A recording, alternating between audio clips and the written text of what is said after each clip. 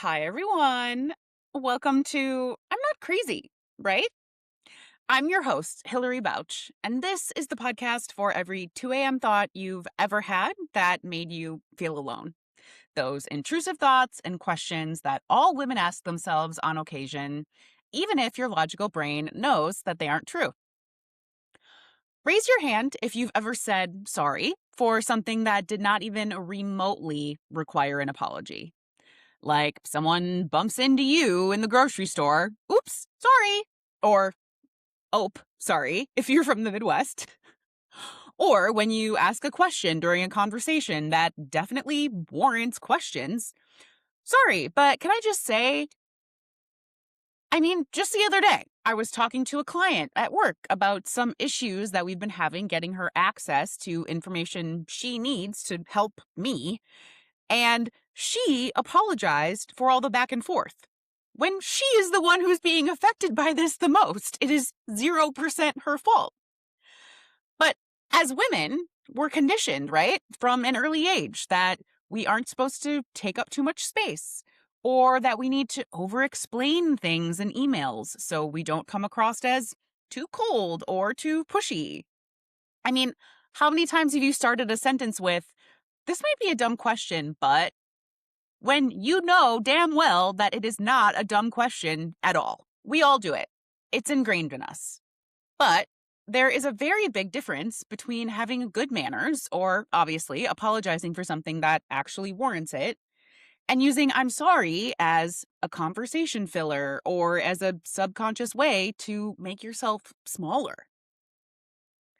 Today, I'm thrilled to welcome Vallean J to the podcast. Valene is a journalist and an author who has spent her career focusing on emotional depth and authenticity in her storytelling. She started programs like the Young Readers Literacy Experience, which teaches kids how important it is to read books and understand the power of your words, as well as the Dear Me Experience, which is dedicated to teaching young adults and adults how to self reflect and self heal through journaling and self discovery.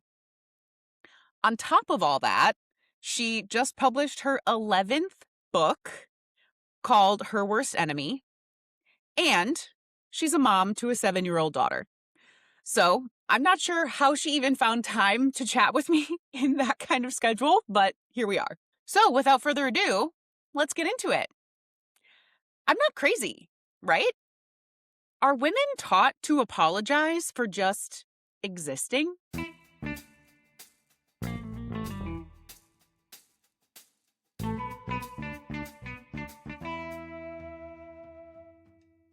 Valene, welcome to the podcast. Hi. Thank you so much for being here.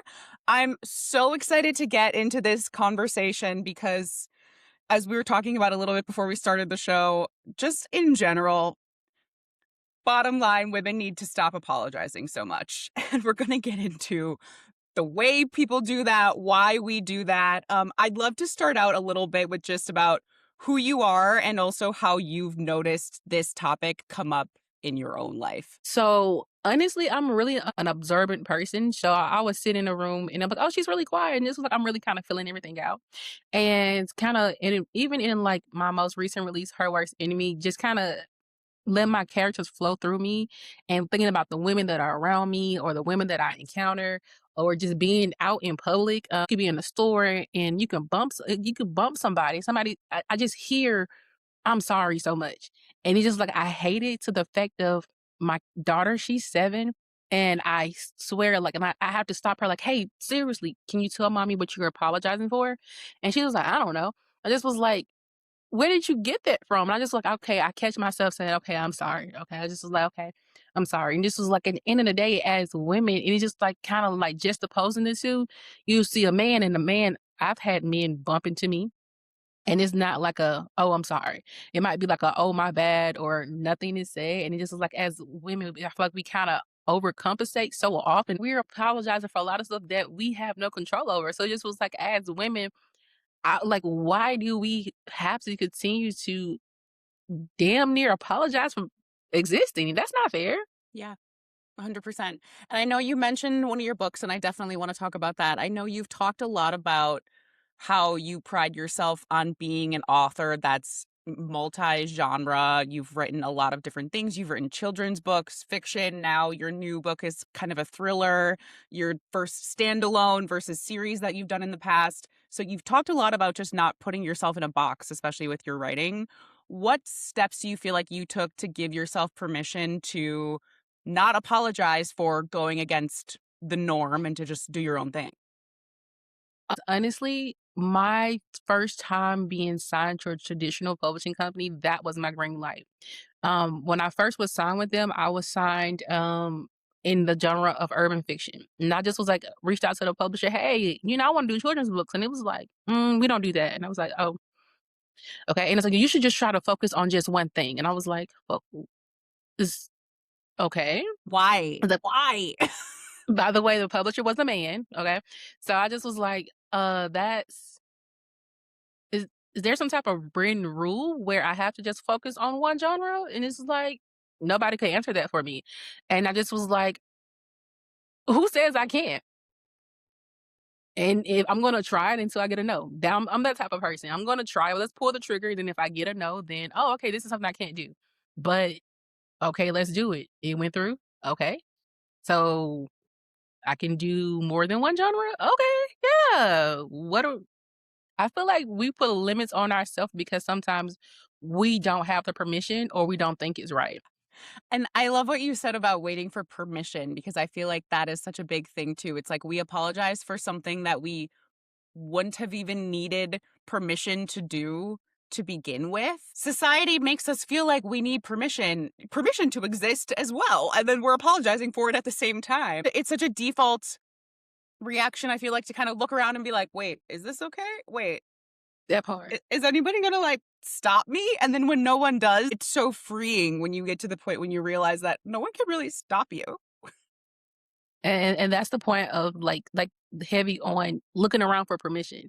If you think about it, even in the world of athletes, a woman has to work 15 times more hard than a man. A woman does not get half the grace that a man get. And it just was like thinking back to Or half the money that a man or gets. the money. It just was like female athletes are underpaid.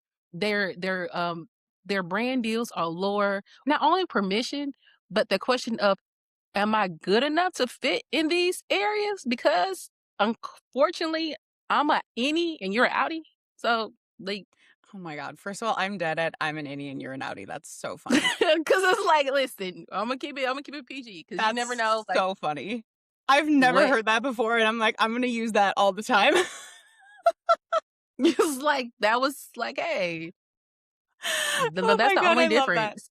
So do you feel like you've noticed, or maybe from your own experience, when does this start? Like, as women, do you feel like we're kind of taught this as kids? Why do we just by default feel like we've learned this and then have to go through the steps of unlearning it? We are girl, you don't wanna go down that rabbit hole with me. Um, we are overly conditioned. We are unfortunately in a country that lead with their outies, um, and their egos. And even throughout history, it's always been a man should lead, a man should be first, a man should do this, a man should do that. So you have generations that continue to adhere to that history. So you birth those type of people, you birth those mindsets. So I feel like that is because of I would say this country because if you compare how we are conditioned opposed to other countries, there's no comparison. Their women are like literally, I think I talked to a girl, I think she moved to Canada and she was like, would you guys believe that when I gave birth, I paid like $6 and that was for parking? And I was like, and what else? And she was like, um, nothing. And I was like, mm. And I think it was Sydney. Somebody told me that their women, when they give birth, they get stipends. And I just was like, but the only catch is you can only spend it on yourself, like not your kid, not your husband. But I just was like, not, oh, We gotta move. We gotta move right now. I'm like, this is what I mean about our country, like, puts men on this pedestal, and for years, so this was like is a level of conditioning that you kinda don't have a choice. Yeah.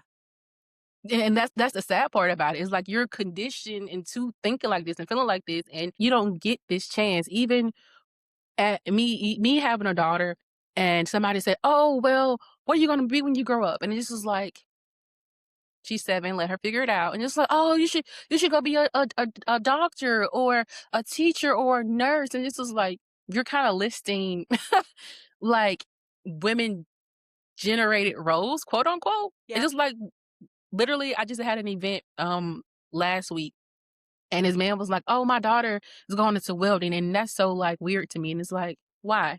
No, that's badass. Oh my god, And I was like, a welding. female welder? Like, yo, I've never heard of that. Like, girl, Go off. okay, Okay, queen. Flashdance, that's amazing.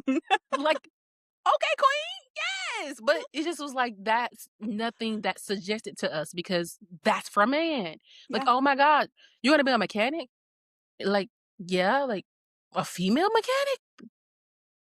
Why not? Can I just not be just a mechanic? Just Why a I gotta mechanic. be a female mechanic? It's just like this, we're so conditioned into like so much. So it's kind of like a lot of people, especially if you're not in spaces that encourage you to kind of deter from that, you're going to continue to kind of fall into it and you're not going to break in. Then you're going to live and unfortunately die on that hill, Yeah, unfortunately. yeah. Wait, it's interesting when you said mechanic, it reminded me of, you know, you know the scene in Transformers where Megan Fox is fixing the car and so many men say Mm, that that was their, like, whatever, sexual awakening scene when they saw her fixing the car? And it's interesting because I feel like that's such a thing that obviously that scene she was very sexualized and everything, but she was still doing a quote unquote man's job. And so it's like, yeah. okay, so it's okay, but only when it's sexualized and like for Yes. your gaze, even Yes. though the whole point of that was that she's better at fixing cars than any of the other men that are around there. And it is interesting that it's like society tries to pick and choose, right? Oh, a woman could be a doctor, but she could only be like, a dermatologist, like Yeah. a quote unquote, but maybe not a brain surgeon, like a Yes. softer version of the role. And like you said, it's always the greater paying quote unquote roles Yep. are only okay when it's sexualized. I think like one of the stories that kind of like blew my mind, I don't not know her name. I think it's started with a D. But she made history as like one of the top female racers in NASCAR. And it just was like, Oh, Danica mm. Patrick. Yeah, I was like, I know it Yeah. started with a D. I couldn't think of Yep. her name. But I just was like She's wildly amazing. shocked. Yeah. She's so badass. Literally, I was like, I'm not really into NASCAR, but I want to go for her because it just was like, okay, not you beating everybody on a track, girl. Right? Okay. Yeah. And it's like, but it's like, oh well, look at her. She looks beautiful, da da da. And this was like, why is it based on how she look and not the fact of the skills that she got? Mm-hmm. Mm-hmm. Like, what are we doing? It's like it's like this never ending cycle of that a woman again can't just exist without it being a stipulation or, oh, well, she got a lot of time, and I hate hearing this. You see a Fortune 500 company owner and just like, oh, well, she got that job because she's pretty. Look at her. Oh, look at her boobs. Or she probably slept her way to the top. And it's like, or, or she worked her ass off. She had sleepless nights, she went into debt, she started at the bottom, she worked as a janitor, she stayed late, she was a coffee runner, and now she's a owner? Like, why she had to be on her back? Mm-hmm. Like, what do Yeah. and now I'm pretty sure this Fortune 500 woman's like, "I'm sorry, ma'am." No, do not. Like, what? Like, it's always some stipulations, but when you see a man that owns a Fortune 500, nobody says, "Oh, he probably slept his way to the top." Nobody is saying that. Yep. I just started listening to Kamala Harris's book, 107 Days, and Mm. I'm not even that far into it. And she's already mentioned so many times in the book exactly that, how when she was going to become the Democratic nominee, she had a whole section about how, people on the campaign team didn't realize how different it would be even just scheduling things for a woman because she's like, they were used to a man who takes 30 minutes to get ready for an event. I have to get up 2 hours before an event, and things like that, that people don't even think about it because it is such a male gendered field and male Yeah. washed field. And she's like, no one even thought about that. And here I am. I have to get up 2 hours earlier than my male counterparts do to go to the same event, to put on a pantsuit, whatever. And that shouldn't have to be the case, right? In theory, part of me is like, okay, fuck that. She should be able to just get up and take 30 minutes, and whatever she looks like after 30 minutes, great, go do your thing. But then at the same time, she talks about the flip side of it where she's like, if I didn't do that, the the conversations that would be happening Yes. about me Yes. wouldn't be worth it. So I have to Yeah. do that to avoid the other side of it. And it blows my mind that, right, women go through so much. And right, part of her was probably sitting there being like, you know, it's 6 o'clock in the morning and her makeup team is there. And she's probably like, oh, guys, I'm so sorry you had to get up this early. Yes. First of all, it's their job. That's one thing that really gets me is when it's something that's your job. I kid you not. 2 days ago, I went to attempt to go to the dentist. And as I'm there, and they was like, "Okay, you sure you're ready?" And I was like, "Yeah." And I was like, "Okay." They started with the numbing. I was like, "Listen, I have dental anxiety. Let's start there." And he's like, "Okay, well, we got to make sure you're numb." And so, okay, well, most people pain tolerance is different, so they can have a really small amount and they're fine. Have a really high tolerance. Okay, cool, fine, okay. So literally between numb and gel and about maybe 4 injections, I just was like, "Yo, I can still feel it." He's like, "No, it's just give it a time." And he's like, It's gonna feel a little pressure." It's just a little pressure. And I just was like, "Oh, stop." And he was like, "Oh, okay, I'm gonna give you 2 minutes." And I was like, "I'm gonna need more than 2 minutes because I felt that." And he was like, "You're probably feeling the pressure." And I was like, "No, I can feel your whatever you used that was trying to cut my tooth out. Right. I felt that." And he's like, "No, I'm gonna give you I'm gonna step away and give you a few minutes because I'm pretty sure that was just pressure you were feeling." And I was like, "You literally just put like 4 or 5 needles into my mouth. I know the difference between pressure and pain." He's like, "Well, you took those needles like a champ." And I just like, you know what? I start shaking, literally about to have a freaking panic attack. Remind you, men. Okay, this is gonna be a really great story. And the man, he was like, "Okay, I'm gonna step back." And so I started shaking. The female come over and was like, "Oh my God, like, do you need me to hold your hand or anything?" And I just was like, "I'm just trying my best to not have a panic attack right now." Um, and I was just like, "I can't do it." And so I was like, "I'm so sorry. I can't do it. Like, I just can't." The head dentist comes over and says, "Oh, you can't do it. You know what? Maybe today isn't a good day for you. You probably wasn't mentally prepared. So maybe we'll try this a different day when you're more mentally prepared and you can wrap your mind around what's happening." And it's just like, So it's my fault that your numbing stuff, whatever, it didn't work. And then you also just didn't listen to me when I told you that it was not working. and I'm not mentally prepared. And this was What? like, I literally got 4 to 5 needles in my mouth. That's preparation, right? But I'm not mentally prepared. Don't sit here and say that I'm not mentally prepared. Like, let's not do that. And then I'm telling you, "Oh, it's painful." And it's like, "Oh no, you don't know." Basically what I heard, you don't know what you're talking about. That's not pain, that's pressure. And this was like, it's like, "Oh, when you coming back?" And it's like, I honestly don't know. Maybe not. Cause again, and then literally upon checking out, I'm sitting there just like, "I'm so sorry." Like, I feel like I wasted y'all time. Like, I'm literally sitting there crying. I'm not exaggerating. I mean, boohoo crying. Like, I'm so sorry. I didn't mean to waste you guys' time. Literally. And just like you said, this is what you're here to do. Why am I sitting here apologizing? Right? Because what? They I told you wasted from your the get time go. and they put all that shit in your face now for nothing. My cheek's still a little swole. Oh my God. And the tooth is still in there. And it's like, "Okay, we're gonna reschedule." And I just was like, right. Yeah. Like, if I could rip it out myself, I would. And then one lady, a woman came, "All right now." And she sat down and she said, "Okay, listen, I have a solution." She was like, "Would you be okay with a sedative? If we can get you in another clinic and they give you a sedative, would you come back? Because I don't want you to leave and then you still are in pain. would you come back if would you go to another clinic if they agree to do a sedative for you? And I was like, yeah, that's fine. She's like, we can't do it for the like, because you said I need a filling. She's like, well, we can't do it for the filling, but for like the tooth that needs to be extracted, we can get that scheduled. And I just was like, you see how come you said that?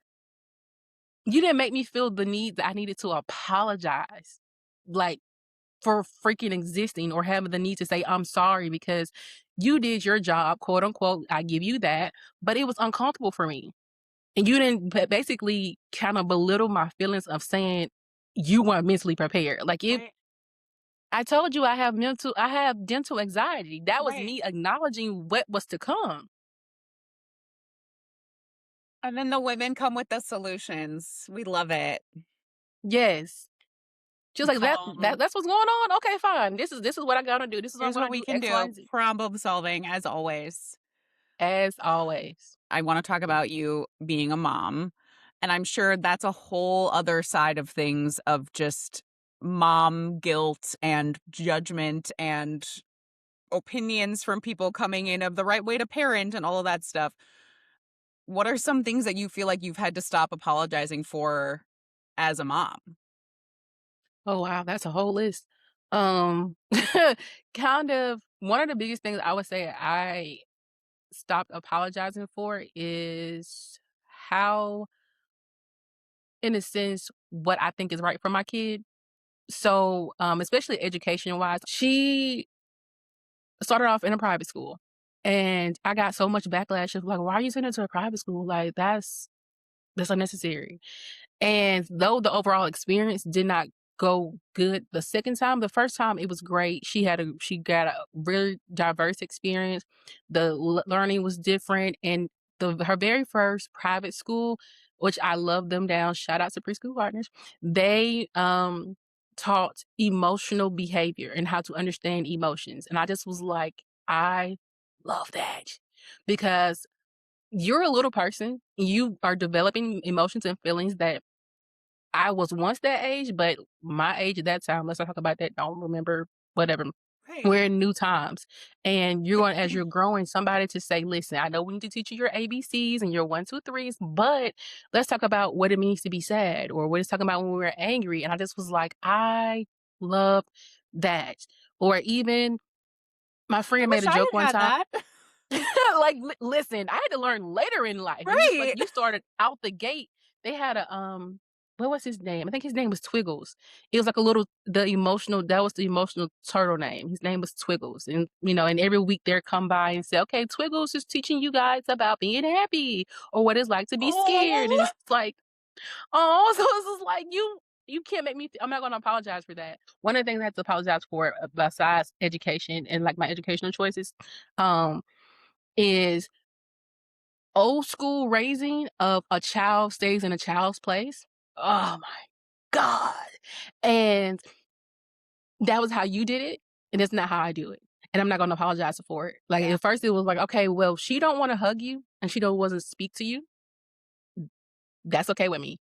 And I'm not apologizing for it. I apologized one time, and she was like, there's a lady that told my baby, um, "Did you have a good day?" And she was like, "Yeah, I did." And she said, "Oh, no, no, no. You meant to say yes, ma'am." I said, "She said yes. She said yes. She said what she said. She don't need to say yes, ma'am. Like I know that you guys are overly conditioned with the yes, ma'am, and yes, sir. No, ma'am. We're not doing that. No, And ma'am." like, don't parent my kid. Like, it is not your place to say that to my child. Obviously, she's watching you and she's learning by the way you're responding to these things too. And you're teaching her that she doesn't need to apologize and that Yeah. she can have her own autonomy and make her own decisions. And And no is a no, and I feel like that needs to be Mhm. learned early. Like, I had someone had to teach me because I was sometimes I still am an over explainer, but I am growing more confidence and understanding that no is a full sentence in every aspect. A no Yeah, is a no. right. Like, if I tell you I go and order a sandwich and I tell you, "Hey, can I get a grilled chicken sandwich with no cheese?" And it's like, "Okay, well, we're gonna add cheese." I said no cheese. "Okay, why you don't want cheese?" I Right. said no. I don't have to explain my I don't why. have to explain it. And I love what you said too about like wanting to give her a hug because the with little kids, I feel like that's such a thing. It's always like, "Can I have a hug?" And then if the kid's like, "No," or Ugh, shy or whatever, doesn't want to, people are like, "Oh, come on!" And it's like they said no, and I hate that. I hate that. And I'm glad that I feel like it has gotten a little better, at least, my friends who now have kids, like, we all are try to be very good about saying hi to the kid, "Oh, hi, whoever." And if they don't want to, then we try to purposely say, "Oh, no, okay, good, that's okay." Like, to enforce that if you're saying no, I'm going to listen to it because we weren't taught that when we were little kids. And I am a big advocate for kids because I just feel like the bar is too low Mhm. because literally I really, really wholeheartedly hate that so much. Like you said, somebody's like, "Oh, well, I tried to give her a hug. She told me no." And I was like, "Okay, what's the problem? I just want to give her a hug." Okay. And I listen, when I say I get so weirded out so quickly, and when I say you want to see me go an instant crash out, say something negative about like what a child should do or it's not that deep. Baby, I am crashing out because what do you mean it's not that deep? Mhm. But anything about a child where they're not enjoying and just simply being a child is that deep. If she Yeah. says she don't want to hug you, she don't want to talk to you, it's weird to be around you. Why would you not listen to her? Why is it even a question? I do want to talk a little bit more about you said you love being around kids, and I know that you've done a lot of work with your writing with kids too, and you run programs working with, young adults in schools and things like that. Talk a little bit about that. Well, okay, so like I said, when I was signed, they told me no, and I had this story to write about a little boy named Kai. It's so funny. Adventures with Kai. That was his name. I had drew him out and everything. It was so cute. I got a little art skills in me, just a little bit. And I was like, Kai is gonna be so great. And I didn't have any kids at the moment. And I just was like, we all start from a point of being a kid. And it's just like, yes, children's books are out there, but it's like it could be more because a lot of these children's books, unfortunately, they're doing a little bit too much. So this was like for me, writing children's book is like I didn't want to be a teacher, still don't, but I wanted to find a way to like reach out to kids, tell stories, and also teach at the same time. So in my books is like they're not just stories, they're stories that have meaning. There are also stories that teach. Like Colors at First Sight is basically teaching you that colors is always around us and never be afraid to go and explore stuff, while at the same time teaching you that when you look up, the sky is blue. Sometimes it's different shades of blue, but it's blue. Or like, oh my God, let's go outside and sit in the grass because the grass is so comfortable. Oh, look, grass is green. Like that's my level of like teaching and just wanted to kind of like be there for them. Even in my children's workbook, each page at the bottom has like an encouraging message for them. It's like the goal is for the parent to do it with you. So even if Mhm. as a parent you don't know what to say, like once you make it to page 5, it says keep going, you're doing a great job because it's like kids need to be watered. Literally in my workshops from the Dear Me experience to the Young Readers Literacy experience is like, I need y'all to understand that who you are today is based on your foundation as a child. Nobody starts like as an adult as like out the womb, you're an adult. So basically what you do as a child, it matters. It is imperative that you be intentional in every aspect. So just was like, I want to be intentional. I can't be in every room. I can't advocate for every child, but these pages, oh baby, they're around the world. Like, Yeah. listen, yeah. Yeah. So that's my why. I love that. So then you kind of transition from children's books into young adult books. Like you said, I know you have some series. You have published 11 books now, which, first of all, round of Thank applause you. for you because that is outstanding. And I cannot even begin to imagine how many hours and days and years that has taken to have so many words.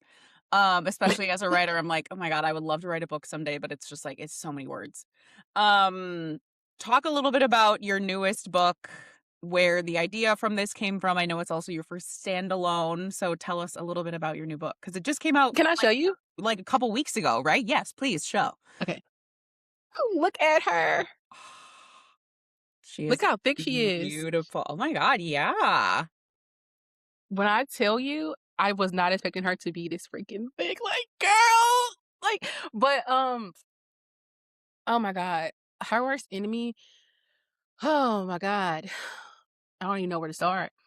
I love this book down because it took me a while because, it was overly therapeutic. It's just most of the time, all of my books, I let my characters talk through me, and the characters talking through me, it also was like a self-reflection at the same time, and even while self-reflecting, I will also come across these videos of people that are now adults, and even from between like personal experience from workshops and just listening to people. It's just like all these things, personal experiences, just like balled into one. And it's like, again, I guess it's just me trying to advocate for people. And this was like a lot of these pain and trauma and frustrations and anger come from stuff that was done to you, likely as a child that you didn't have a chance to heal from.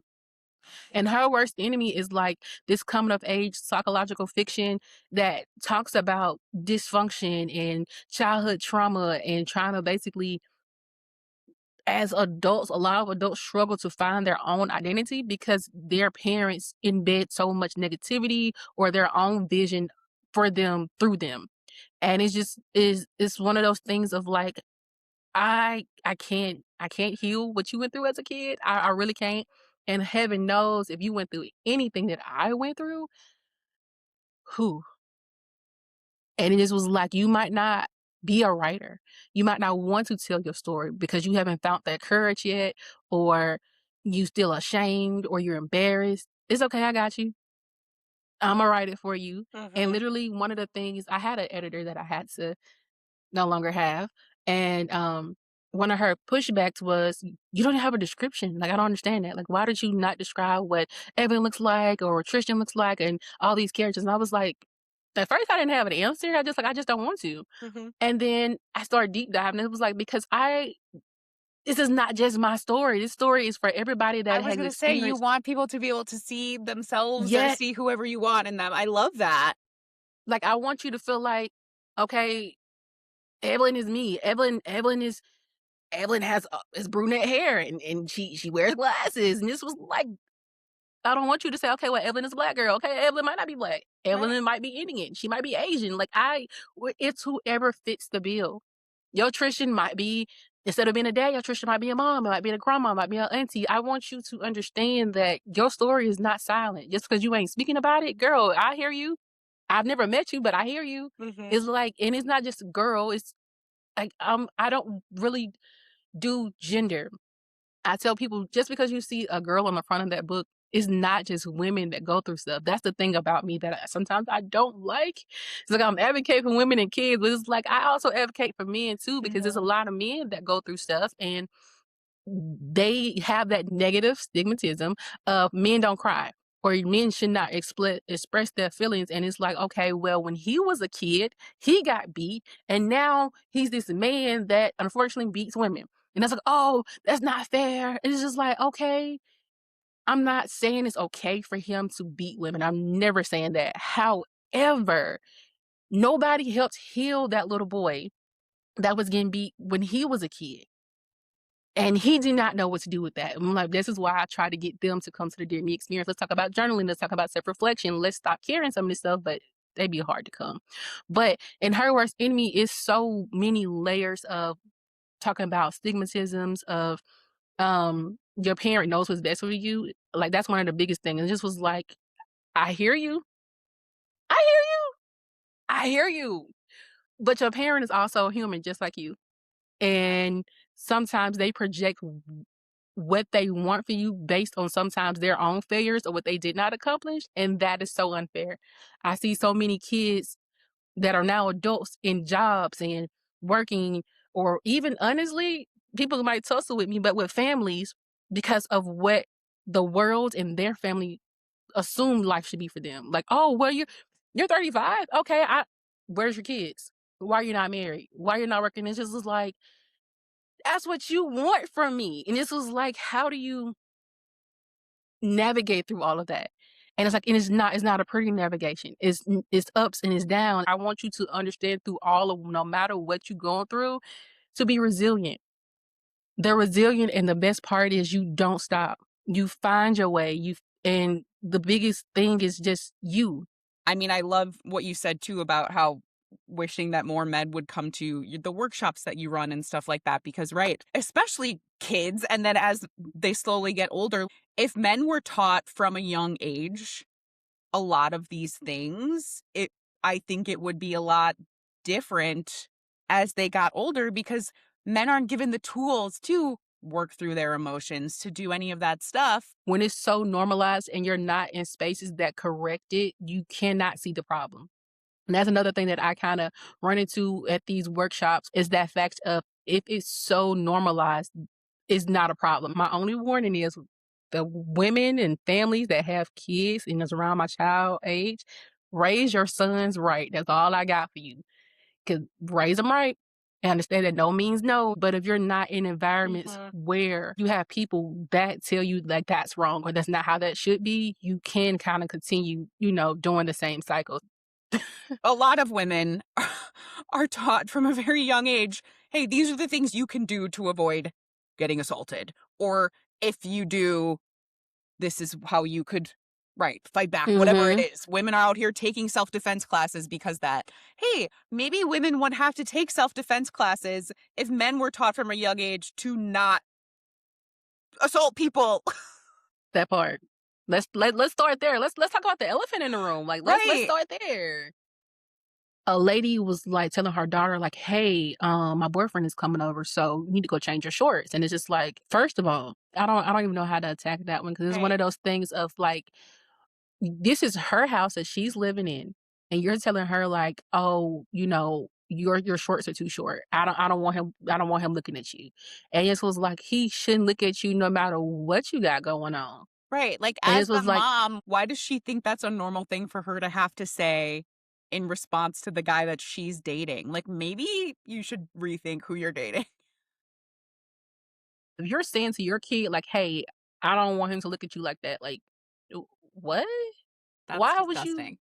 So this is like, and it's then this thing, that child grows up and apologize for existing. This is like, again, conditioning and situational stuff that happens that continue this Mhm. conditioning. And then next thing you know, that same girl, she grows up and she's in a workspace and somebody bumps her and here she goes, I'm sorry, look at you, apologize for existing because the country does it and then Yep. your household does it. And now just like now you have this belief of I exist, so I have to apologize. You were taught that you had to adjust yourself based on everyone else around you. Yeah. Yeah. I know we've talked about so many different things, and I've just loved this conversation so much. Oh If yeah. someone listening can take away just one thing from this episode, what do you think it should be? Oh Lord. First and foremost, I would say in a nutshell, don't be afraid to advocate for yourself. Yep. Because can't nobody advocate for you but you. I don't care like whether it's a parent, husband, boyfriend, job, nobody can advocate for you but you. So you gotta take the initiative to stand up for you. You gotta take the initiative to say something. If it doesn't float for you, you gotta say it. If you ready to leave, you don't like it, you're uncomfortable. Nobody can advocate for you better than you. Whether you're old, you're young, you're a man, you're a woman, you have to advocate for yourself. I love it. I love it. Well, Valene, thank you so much for joining the podcast today. I've loved this conversation. Tell Thank you for having everybody me. where they can find you, plug all of your stuff, everything. Okay, well, first and foremost, thank you so much for having me. So literally you can go to my website of www.authorvalleanj.com and you can find all of my books, you can find my programs, you can find all my social media handles. If you want to send me an email, all that stuff is available there. If you want a signed copy, if you want to go purchase an ebook of any of my books, that's also available on the website. If you want to follow me on social media, I would appreciate that. All my handles are the same and it's author Vallean J. And yeah. I'm on Amazing. YouTube, TikTok, Facebook, Instagram, Yep. Threads. You're I doing met a this lot. lovely lady here on Threads. I've made so many connections on Threads. Like, I tell everyone Threads is my favorite social platform, and some people are really sleeping on Threads, honestly. I don't wanna tell too many people about it because that's just, it's I know. like I don't wanna ruin it. It's like, don't. yeah. But yeah, this has been great. Yeah, this has been great. That's it for today's episode of I'm Not Crazy, right? If this episode hit home, share it with a friend who needs to hear it. If life is lifing and you need to chat, I'm all ears. And if you've got a question that you've never asked out loud, send it my way and I would be thrilled to ask it. Thank you so much for being here. Please don't forget to rate, review, and subscribe to the show wherever you get your podcasts.